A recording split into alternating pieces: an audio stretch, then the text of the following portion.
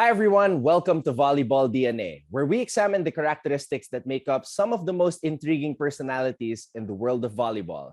I'm Anton Rojas. And I'm Denise Lazaro. The subject for this episode was a three-time women's volleyball champion in the UAAP who also had an extensive career as a beach volleyball player. Recently, she participated for Team Choco Mucho in the 2021 Asian Women's Club Volleyball Championship in Thailand. Let's welcome former DLSU Lady Spiker, Ernestine Tiamzon. Hello. Hi, Hi. Tin. Are you still in quarantine? No, for F2. Okay. Yeah. Karumi ko si Ate CJ. Sino? Ate CJ, Saga. Oh, okay. Kamusta naman po kayo? We're good. How are you? How's host AVC? Magandang experience siya. Ka-recover ka naman na? Oo, naka-recover naman. Nung latter part na medyo naghahanap ako ng like weights. Kasi 'di ba parang limited yung weights doon. So, yeah. Ngayon, I'm gonna strengthen again para sa next tournament. Guys, this is officially the first time like Den and even me are going to get to know Tin. For some reason, ako I never had like a sit-down interview with her. TV interview, yes, but it was not just me and Tin, it was with the team. So si Denden naman, first time niya makausap si Tin. So like we're all gonna get to know her in this episode. Yeah, kasi never ko na siya naabutan sa UAAP. Like, 77 I graduated, 78 she came in. So that's how young she is. Yes. and then fresh off the first ever national experience for her in her career. Whoa, that is a big water jug. Yeah. Training ba yan? Pang-training. Opo, pan-training. Ang laki kumpara sa akin, oh.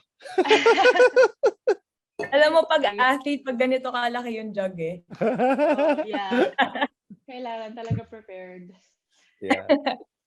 All right, Tin, shout out to Cassie Gormley because I listened to your interview with her and then you gave a little bit of your background. So your sister pala was a former DLSU Lady Spiker. Yeah, for 6 months. What? She did a one and done. Yeah, she did a one and done there. She did masters kasi Coach Ramil saw her. Tapos, and she was playing at the same time, she was preparing for beach volleyball sa SEA Games for 2005.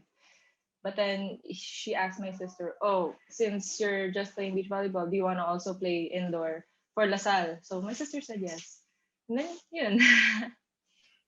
Wait. So she ended up playing for LaSalle and also beach volleyball for the national team. Yeah. Oh, okay. So was it like a foregone conclusion for you na because of your sister, you would eventually play volleyball also? Actually, when I was younger, I was really into basketball before volleyball. I didn't see myself playing volleyball until I was around third year high school. And then from then on, yun.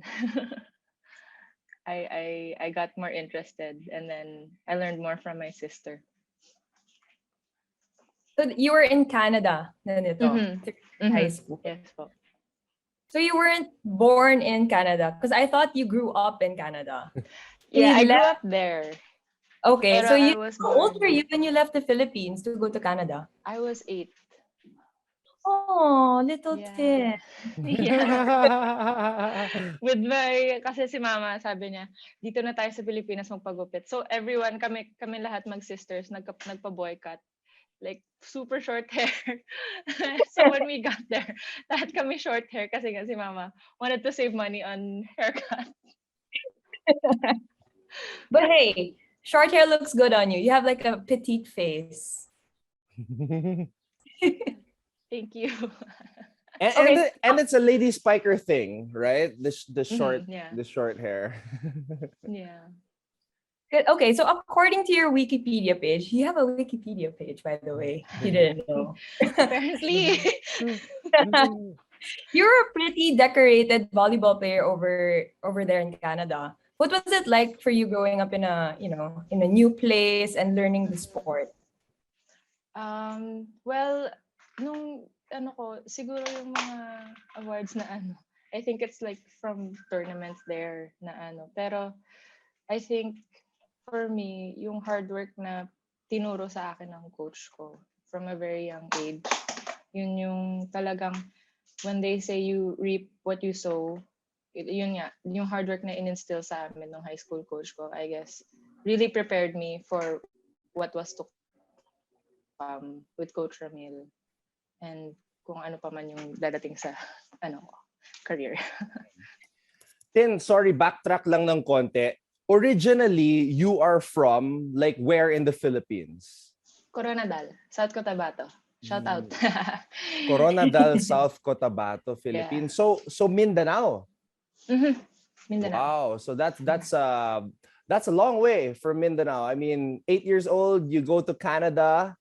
Yeah. But interestingly, there are other players who come from Canada, like Kat Tolentino, and we also had her here on the show. Maganda rin yung kwento niya.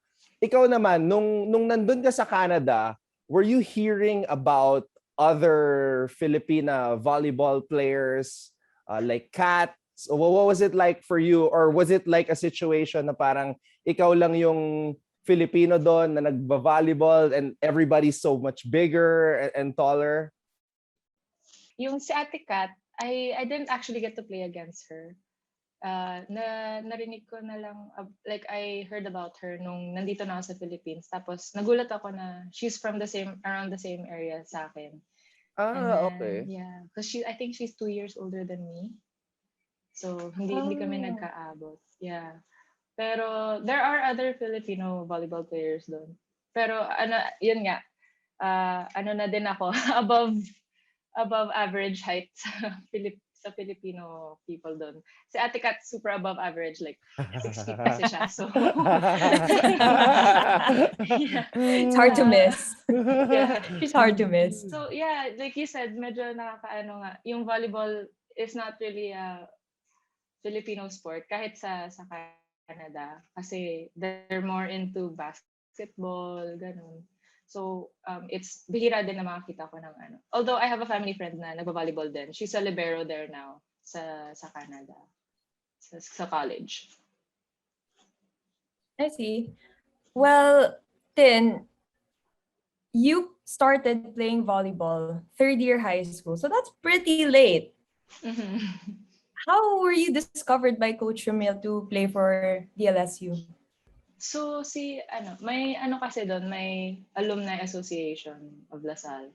So they invited Ate Cha to visit like Canada, to visit Vancouver. And then they kind of hosted a friendly match. So me and my sister were playing with Ate Cha. And Ate Cha, fun fact, Ate Cha was a rookie when my sister was still playing for LaSalle. So they've met na. And then si Ate Cha was like, Coach, are you looking for players? Yun. And then from then on, yun na. Did you know that Cha was... Tin, alam mo ba na like Cha Cruz was like a really big deal here in the Philippines when she came over there? Yeah. Na pinakita na sa akin ni Ate yung mga pictures nila together, tapos pinakita nung alumni na nag-ano sa amin, si Tito Bong. He showed me yung mga pictures ng mga games, yung fill oil pa yun eh. Sobrang puno ng fill oil kasi yun nga, I think that was the first or second three-peat ng LaSalle na naglalaro siya. And then he showed me how packed the arena was. So I was like, wow, sobrang exciting naman maglaro sa ganun kadaming tao. So, doon ka pala ginanahan sa dami ng tao. Hindi mo pala... Hindi naman. Nakita ko lang, parang nakaka-excite siya, pero at the same time, nakaka-nerve-wracking kung first time mo. Which was very nerve-wracking for me, nung first kong maglaro in a big crowd. Okay. It seems like though based on your explanation na parang hindi naman masyadong tough decision for you to leave Canada to go back to the Philippines or was it a little bit? For me, at the time, it wasn't. Kasi parang naghahanap ako ng bagong adventure. Gusto ko matest yung independence ko. And my parents were all for it since, yun nga, I can help them also with the tuition na babayarin ko sa school. So they don't have to worry about that. So it's a good opportunity kasi LaSalle is also a really good school. So I just took it. I took the chance. Wow, that's a very mature decision. I'm gonna help my parents. I'm gonna go to the Philippines, pack my bags, and go. It was hard. Super hard naman po. Kasi long distance. Tapos when you miss them so much, parang ang hirap to physically want to be near them, but then you can't. But then, buti na lang may video call na at the time. So, medyo nabawasan yung hirap. Well, I'm sure the Lady Spikers welcomed you with open arms. I mean, tinapos mo yung 5 years mo with them. I'm sure they're like family to you. Yeah. That's what I hear about the Lady Spikers. They're really tight-knit. Like sila Abby, sila Kiana, diba? Majoy. Okay, speaking of the Lady Spikers, let's talk about Coach Ramil. Because it's very hard to earn a spot in the starting lineup of Coach Ramil de Jesus. I mean, he's a tough nut to crack. But but you did. You started in your first year, and actually for the entire first round of your first year in the UAAP, you started season 78. How did you earn the trust of Coach Ramil? I think what coach saw in me was that, yun nga, I'm willing to work hard naman. Lahat naman kami, we really have to work hard to earn a spot. Pero minsan kasi kailangan mo talaga mag-double time para makaabot dun sa level ng first 6. I think for me, I also kind of blocked out kasi si Sid at that time was injured. So with a fracture, so she couldn't play, or else her bone would totally break.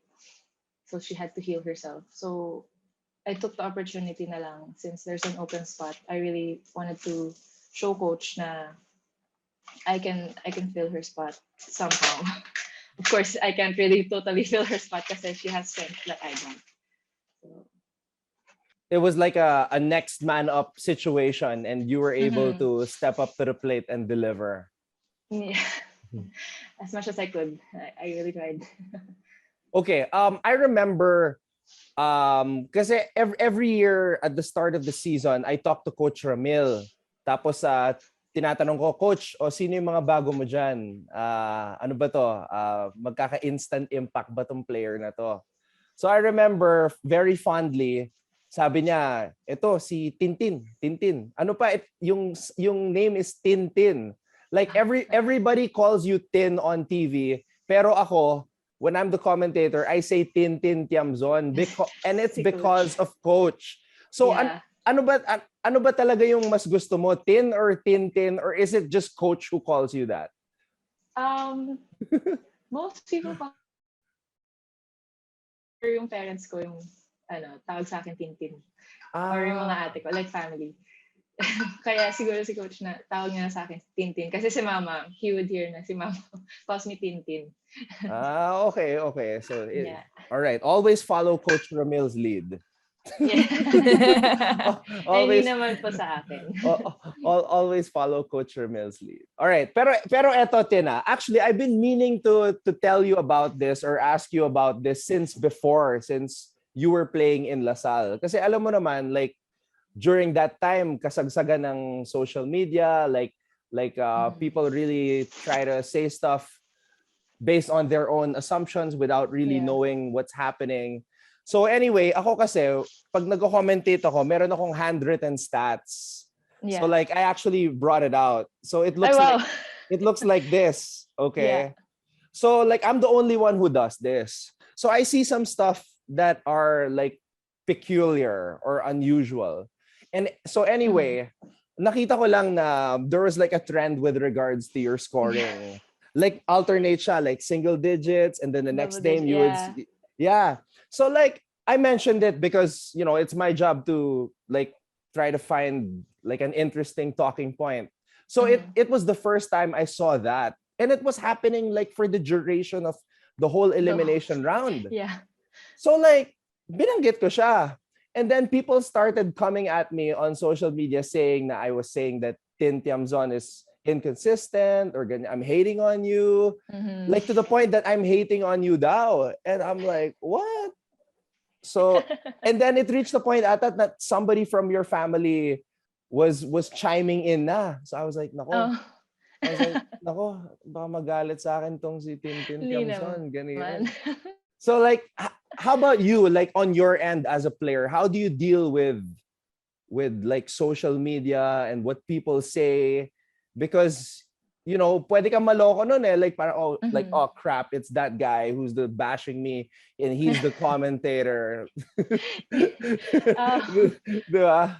Yeah, for me naman po, I don't take it personally. I take it with a grain of salt. Kasi yun din tinuturo. I'm sure Ate Den also feels this as a player na you don't really try to listen to the people outside of the team or your family kasi nga they don't really know what's happening inside. So you listen to the people na sobrang there for you, like sila coach, mga teammates mo, and yung family mo. If I see yung mga ganun na comments, I shrug it off, ganun. Pero I notice yung trend din naman. My sister kept laughing nga about it nung time na nangyari yon. Parang sabi niya, consistent ka naman, up and down nga lang.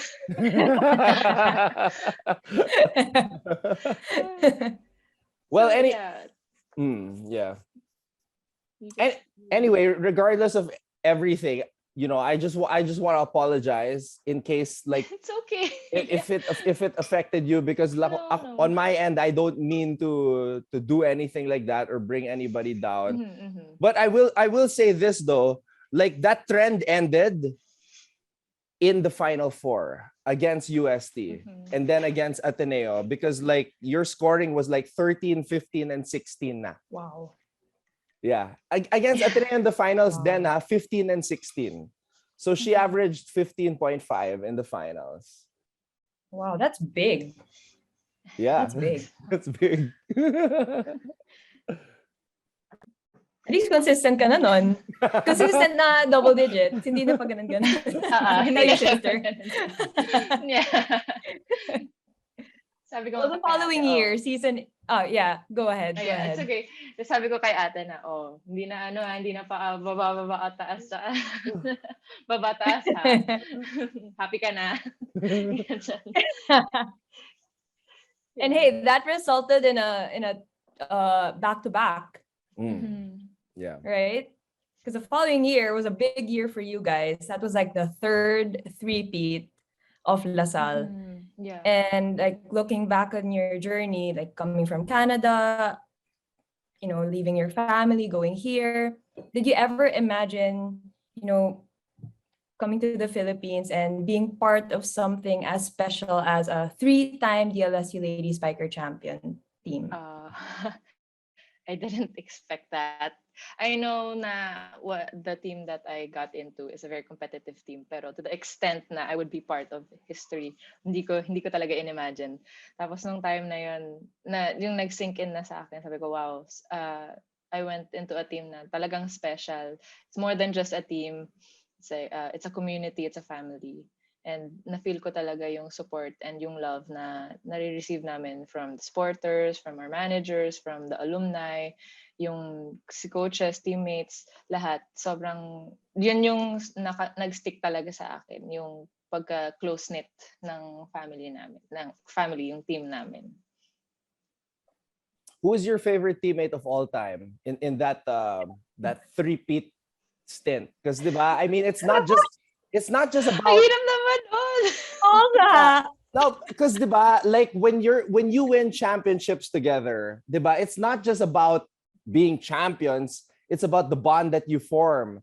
So like Diba? So I'm just curious, like, who's like the one teammate that you always go back to and like, oh, we did that. Lahat naman sila. Talagang lahat naman sila. Like, pag nagre-reminisce kami, parang wow, nagawa natin yung gano'n. Pero, syempre, like, isa sa mga pinaka-close ko talaga na naging teammate, you had her, si Gaira. Kasi I consider her as a sister na, hindi lang teammate. Kasi she really was there every time I doubted myself or every time I needed to open up. She would just listen and try to console me and also nag me if needed. Tapos, sobrang welcome din ako sa family niya. And yeah, siya, actually yung batchmate namin, sobrang close.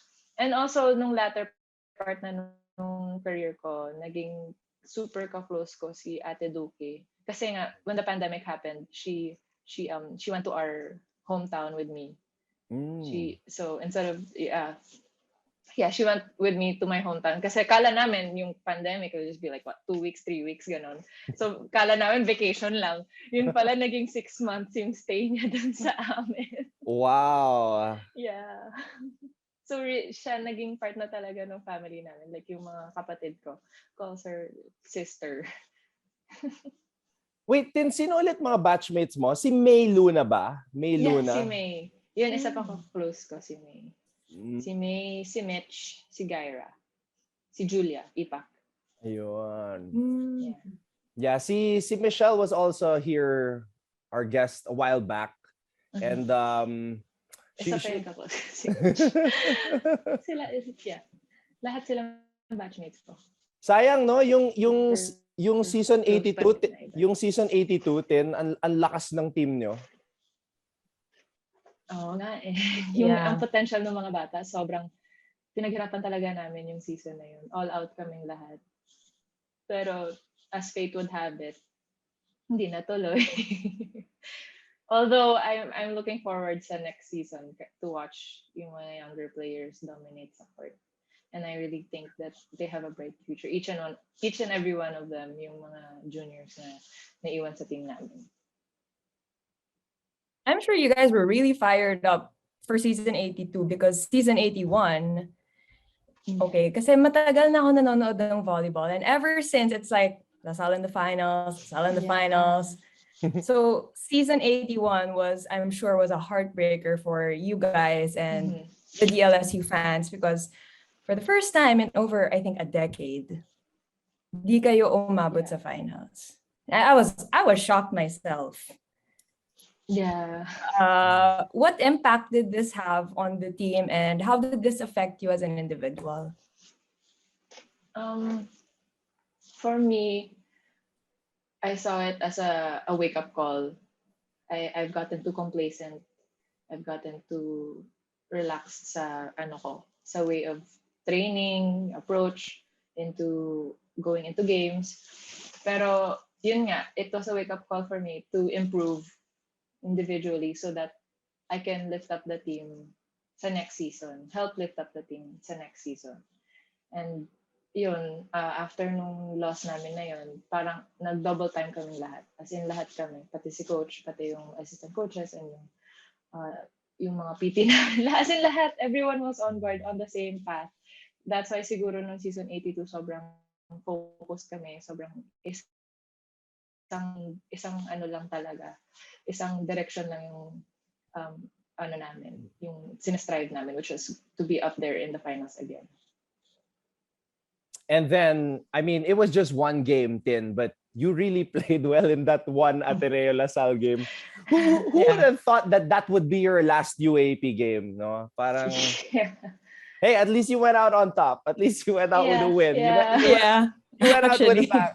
How many points you scored in that game? 17? You had 17 points in that game. Wow. Yeah. I didn't even realize. Parang sobrang nag-enjoy lang kami nung game na yun. Yeah. And it showed. Yeah. And that was the first time na may nanalong team because of like, ano tawag doon? Yung bagong rule na inano nila sa UAP? Challenge. Yung challenge. Si Coach, galing mag-challenge si Coach eh. Galing mag-challenge. Okay, so that was the end. Bittersweet ending to your UAP career indoors, because you also had a pretty long career pala sa beach volleyball. Like sometimes when I was looking back at your career, sabi ko, nag-beach din pala si Tin, no? We forgot all about this. And then your first was you were the alternate of Kim and Sid, yung huling nag-champion. Yeah. And then after that, you won 2 silver medals. Yeah, yung 79 was bronze with Ate Kimi and Ate Des. And then silver nung after, 79, 80. 80 hindi kami nag-medal. 81 nag-medal kami. Silver, and then 82 silver din. Wow. Then that's kind of rare, no? Na like for somebody to play indoors and then also play 5 years sa beach. Yeah. ngayon ko lang din na-realize na wala masyadong kahit sila Ate Kim hindi din ata nag 5 years. Well, si Cici, but I'm not sure if she went 5 years. Did she? I mean, indoor. 5 years indoor. Kasi Cici was really beach. Beach player. To begin with. Oh. Di ko lang alam if 5 years siya indoor. But for sure, beach volley, 5 years siya doon. I don't know about Bang Pineda. Kung 5 years siya beach, 5 years indoor. Kasi that's rare. Kasi nakakapagod yun, ah. You're playing the whole year round. Beach volley, sa tag-init ka, tapos mamaya, may indoor pa ako. Oh yeah. My. Habol talaga kami indoor training. Like I'm sure these guys can't miss it kasi part sila ng first 6. Si coach, you can't miss indoor training. Habol ka talaga after beach indoor. Oh my gosh. And you train twice a day in indoor, right? Yeah. Oh gosh. So, no wonder sobrang fit nyo. sobrang payat ko nung time na yun. Parang akong skeleton. Oh my. Hey, but you had a good tan. Yeah. True. Although sunog na by the end of beach season. Barbecue. Your volleyball career was, somewhat up in the air because of, the postponement of season 82 being canceled due to the pandemic. But that abrupt ending to one chapter of your life eventually turned into a new beginning as, your name popped up in the national team. Cool. What's the story behind this and how did you react to this development? Originally, nag-try out ako for beach volley. Yeah. Okay. Really? And then things didn't work out there. So sabi ko, okay, then I'll train sa F2. And after nung tryouts, nag-train kami sa F2. And then, we heard that kasi nga PVL was ongoing. So they were looking for players to train sa national team pool. And then, ako, si Ate Kiana, Ate Don, Ate Ara, Ate Kimi, Ate Abby, na-invite kami to train with them. So I took the opportunity kasi sabi ko, I was like, since wala naman kaming league na lalaroan as of until like now, I might as well train with the national team para I can also grow as a player. And coach supported us naman to go for it. Hey. Wow, I can't imagine like how it feels for you guys. Like how was it for you then na yung kasi that's like the highest level na eh. Like from collegiate level and then club level, when national level, that's national team, that's ibang usapan na yan eh. How is it like when you know that this is the highest level you're going to be playing amongst the best? How can you prepare yourself for that call up? I was nervous going into the training bubble kasi sabi ko, wow, especially with the Brazilian coach, sabi ko, syempre, like he's an Olympian, a 2-time Olympian. Tapos he coached Abby Gomeres and like yung mga Brazilian national team, like he coached some of them. So medyo na ano ako, like parang na starstruck in a way na wow, may Olympian na coach na ano sa akin. But then when we met him and in-explain niya yung coaching style niya and everything, and he showed us kung paano siya nagtuturo ng ng team ng player. Sobrang I can see the similarities between him and Coach Ramil kasi nga they both love the sport and they're just there to coach. No matter what your level is, they love coaching talaga. Gagawin nila everything in their power to help you enhance as a player. And sobrang thankful ako dun sa opportunity na yan. And also with Coach Oji, to have him also kasi he's a coach na concerned about his players' well-being. So medyo nanibago ako dun sa ano na parang if I don't feel 100%, hindi kanya iaano talaga isasabak ng todo-todo. Kasi I'm used to just giving my 100% no questions asked. Pero siya yung coach na nagtatanong kung 100% ka pa today? Sabi ko, I think so. Yeah. So yeah, like to experience different coaching styles, I think was really an eye-opener. Also to play with people who I played against na naging teammate ko din sila. Sobrang cool. Okay, I want to ask this. Kasi me and Anton always talk about it. How do you pronounce the head coach's name? Is it Coach Jorge or is it Coach George? yung talagang pronunciation, ayaw ko nga ayaw kong i-butcher kasi yung Portuguese pronunciation, hindi ko na i-attempt yung Portuguese pronunciation ng name niya. Pero pwede naman daw Jorge kasi yung nag-ano din siya sa mga Spanish-speaking countries. So Jorge yung ano sa kanya. Dito din, parang Coach J na lang yung tawag ng iba dito sa kanya kasi hindi na talaga alam ko. Coach J. We're not that close. So Coach Jorge. It's Coach Jorge then. Yeah. All right. But I want to hear it from him. I want to hear it from him how he pronounces it. Parang I'm sure George, it's like really. Pero may para siyang George pero may extra accents na hindi ko magawa. Sabi niya na lang, just call me Jorge. That's okay.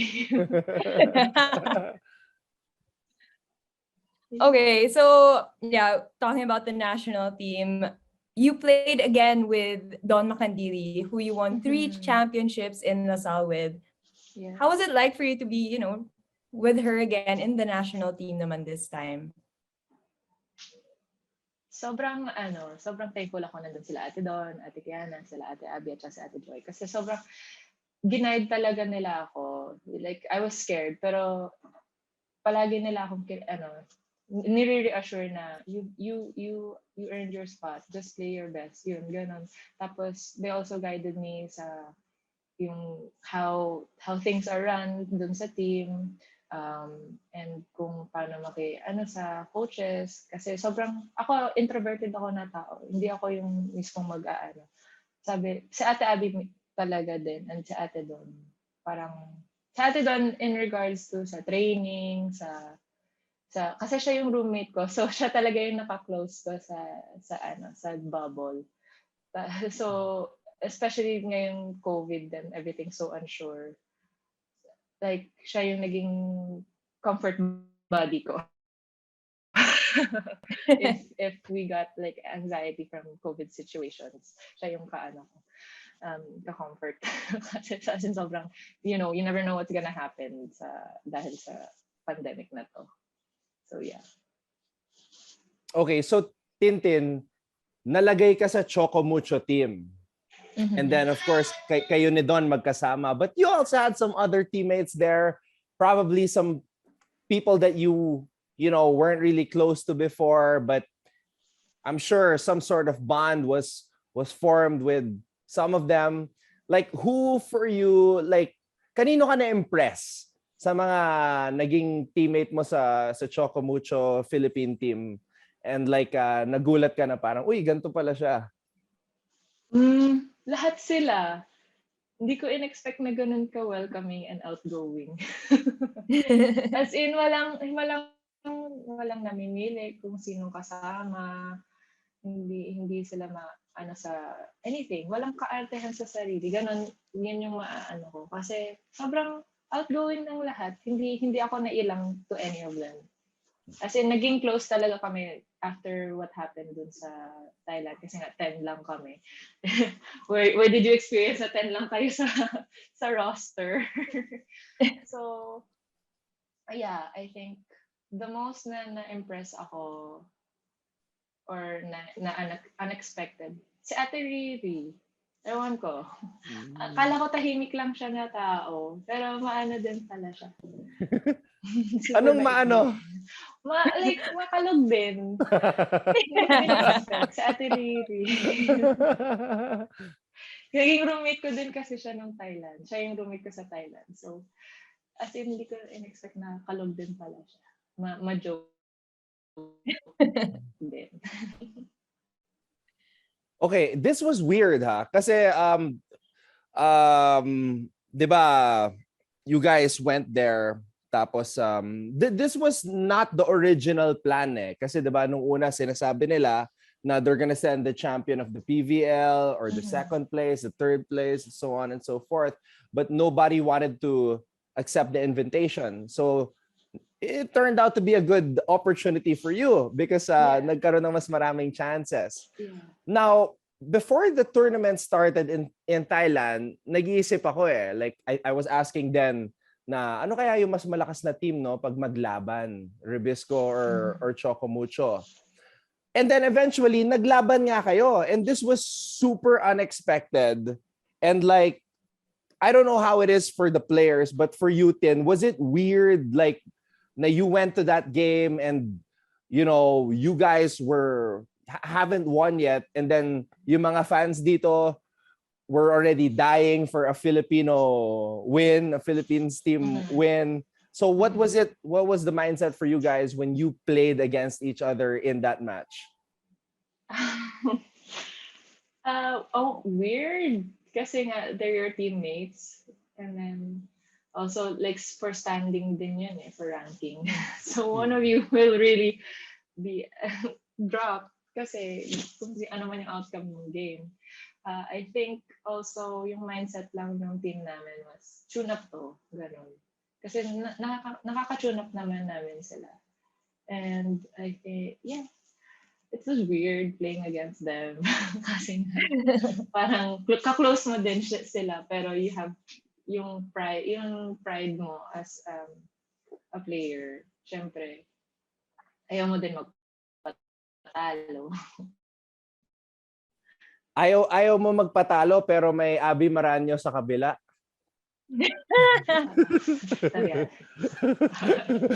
Yeah. Ayaw din naman nila magpatalo, syempre, diba? But, yun nga. I think it was a close game also. So, either one of us could have won. Okay, I want to ask this. Since you said that it was like a closely contested match, what did you think Choco Mucho had as an advantage over, the Ribisco team? I think nag-show yung maturity ng team namin. Kasi nga, there's more of us who have played PVL, college, sa Choco Mucho na side. Whereas sa Ribisco, fairly young yung mga players doon. And some of them haven't even played UAAP yet. And that's a big burden for like sa mga seniors like Ate Abby, Ate Din, and sila Ate Gemma, and Ate Kiana, Ate Joy. Like, kasi they're surrounded by bagets. So, hindi pa nila masyadong assign skills nila. Whereas yung sa amin wala kaming bagets sa team namin eh. So, everyone knew their role. Kaya, I think ikaw na yung pinaka-bagets. Ikaw na yung bata sa team. Si Angel. Right? Si Angel. Kabatch ko siya pero she's a year younger. Angel kayo na. Oh, really? Yeah. I thought Angel was older than you pa. Interesting. Yeah. Nagulat din ako. Kala ko nga ka-age ko lang siya. Pero mas bata pa pala siya sa akin. Back to Coach George. Jorge! George, Jorge, pwede naman daw both. Okay, back to Coach J. Coach Jorge. Yeah, you said simula pa lang when you were describing him, sabi mo two-time Olympian. So, what were some of the things that you learned from him? Because obviously it's a huge opportunity to be under, a guy like that, a guy with that kind of resume. So you personally, Tintin, what did you take away from the experience of training under him? He really pinpointed the patience behind volleyball, that you have to be a patient player. Like, di ba, pag mag-over ka ng ball, it doesn't necessarily have to be a kill. He'd rather na i-over mo lang yung ball kaysa i-risk mo into like uncomfortable situation, like position ka. Wag mo nang paluin. You have to be patient to just put the ball over and then be ready to defend. Yun talaga yung nag-stick sa akin, na be a patient player. Wag kang magmadali. Take every movement, like take time with every movement, and to always connect with the people inside the court. Kasi nga, yung volleyball, you can't really be a ball hog. Every touch, every quality of the touch of the ball can lead to a point. Yeah. Wow, but then aren't you already a patient player? Diba then, like when you see her play, diba parang, I don't know parang for me, hindi ka naman yung player na gigil or... Yeah. Parang kalmado super ka lang simple lang. Yeah, super simple movements. As long as you're like in position, you're gonna hit it. I feel like you're a patient player, yeah. So you didn't have to adjust much under Coach Jorge. Yeah, kasi similar din sila ni Coach Ramil talaga ng coaching. Kasi he treats his players like his daughters. He would call us, minsan he just call us, bigla magugulat ka na lang, baby, why did you do that? Baby. Tapos in-explain niya, you're all my babies. You're all my 24 babies. Oh, coach. Pero syempre si Coach Ramil, he's more of the stern kind of father, pero still a father figure. Like, yung silang dalawa was like two ends of the spectrum in the father figure coach position. Ganun. So yeah, hindi ako masyadong nag-adjust kasi nga, I felt yung care from where I'm from sa college to him. I felt yung love and passion nila for volleyball. It's the same. Okay. Tintin, dahil bringing up mo si Coach Ramil, like you mentioned his name a couple times during that last statement, naalala ko lang nung nag-guest dito nga si Gaira, tapos kinuwento niya yung pinaka nakakatakot na Coach Ramil moment niya ever for her personally. Yun yung after nag-comment siya, natalo kayo nun I think it was against Adamson. Tapos nag-comment si Coach Ramil na parang pambarangay na game yung laro nyo. Yeah. So balik kayo sa TAF tapos nag-practice ulit. Yeah. Yun daw yung pinaka nakakatakot na Coach Ramil ever na nakita ni Gaira. So like for you, what was your scariest moment ever with Coach Ramil? You know, despite all that you just explained, that like he's a fatherly figure and all that. But of course, syempre may mga times na, 'di ba, nagagalit din si coach. So what was the scariest moment for you? He's an overall scary person.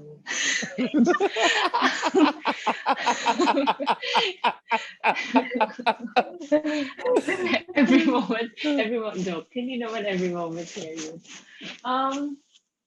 Scariest moment. Palagi akong inaano ni Coach pinapagalitan kaya parang nasanay na ako sa scary moment. Yun, I think same with Gaira. Nung sinabi ng pambarangay, sabi ko, lahat ng training ngayon, pambarangay lang.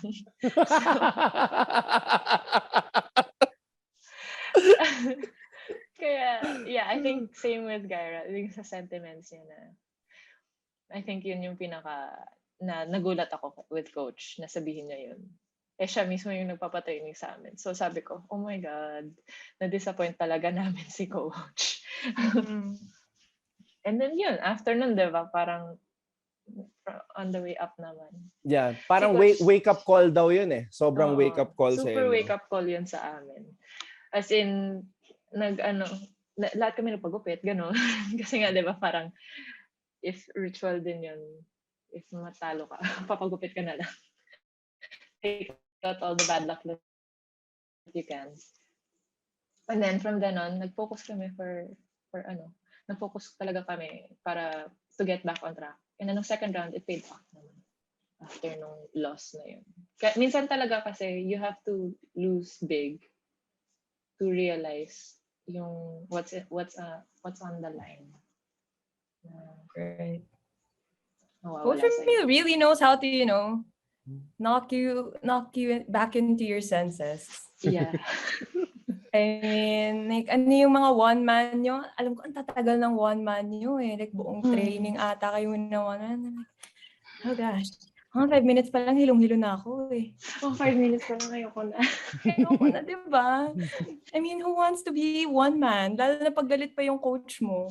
Oo. Totoo yan, ate. Marinig ko lang thinking about it. Oo. Oh my God. Napapawisan ko na yung kamay ko. My hands are wet na. Just thinking about it. Oh. Okay, Tin. So, after your first stint with the national team, now you're in a training bubble again for F2. Well, what is next for Tin Tiamzon? I mean, will you still continue on being in the national team? You will still play for F2, right? Yes. What can we expect from you in the coming months? Oo nga, na-miss namin yung F2 last PVL. Yeah. I think if I will get the opportunity again to be called back to train with the national team, and hindi naman siya conflict with anything F2 related, I will for sure join again. And also, kung ano mang opportunities yung come my way, I'll always keep an open mind naman. Tapos, maybe we'll see. We'll take it a year at a time since yung pandemic nga, you're never sure. I was originally, I planned to just stay until the end of this year, but then yun nga, yung opportunity with the national team and also yung F2 is giving me also a good opportunity for the coming year. So I'll stay for the next year and then we'll see after that. Wait, what do you mean that you were only planning to play until the end of the year? Yeah, kasi umuwi ako to finish my school work and also to finish what I started with F2 until end of the year lang sana. Pero yun nga, parang naisip ko, I'm still young. Pwede pa maglaro. Laro pa ako. So yun. Oh wait, Kasi so you were considering stopping playing na? Yeah, I was considering going back to Canada after this. Oh. But then, yun nga. What? Wow. Yeah. Wow. That's shocking. Well, I'm glad you decided to stay. My gosh. Yeah. Kinausap ko talaga yung family ko. Yeah. Sabi ko, would it be worth it? Sila, parent ko naman kasi and my sisters and brother, parang super supportive naman sila kahit ano man yung pipiliin ko. So, okay. I'll stay one more year to play. Then we'll see. Okay, I know it's kind of early. But because we missed F2 so much in the PVL bubble in Ilocos, we want to get a really, really, really early preview of the F2 cargo movers for the next PVL. Like then, di ba nakalaban mo na yung F2 dati? So, di ba, you have a certain impression of what the team brings to the table. So, Tin, anong bago sa F2? Sa tingin mo sa PVL next year? What's the early preview on you guys? You'll see a lot of new faces sa F2. Kasi we recruited Jesma and si Rem. Rem? Rem Kailing, not Palma. Kailing. Okay. And si Jesma Ramos. We Okay, recruited them, I think, sometime in July. So you'll see them as part of our roster. And then Kalei's back. So we'll be playing with her. I think it's gonna be the same F2 that's gonna fight every game, give their 100%. Coach Ramil system. Ganon. Na-shook ako sa Rem. Akala ko si Rem Palma eh. Grabe kung nandyan si Si Rem Ate Chloe pa Palma. pala, nandyan din. Oh yeah, Chloe Cortez. Si Ate Chloe Cortez din. Yeah. So yun. Same F2 new pieces. Yun yung masasabi ko. Yeah. All right. Well, I mean, Tin, I want to say thank you for this opportunity to catch up with you and get to know you actually, because yun nga, as we said in the beginning of this episode, like this is the first time like us three, we got to talk, and you shared a lot of great stories and revelations also. I didn't know that you were considering leaving and, you know, abruptly ending your volleyball career here also. So, I mean, I guess God has a plan. Yeah. My time. And actually, I want to say, like, thank you for representing the country no ABC. I know it wasn't like an easy thing to do, to be in a bubble, to be away from your family. You know, you guys are working so hard. You guys worked so hard in the bubble to, you know, represent us in the ABC. So congratulations and thank you so much. I know you've sacrificed a lot. Thank you. Para sa bayan. We're looking to see more of you in the next few months. Until then, you guys, thank you for watching. See you in the next episode.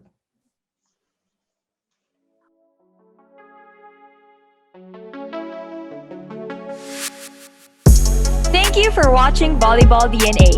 Make sure you hit the subscribe button to get notified for future episodes and interview highlights.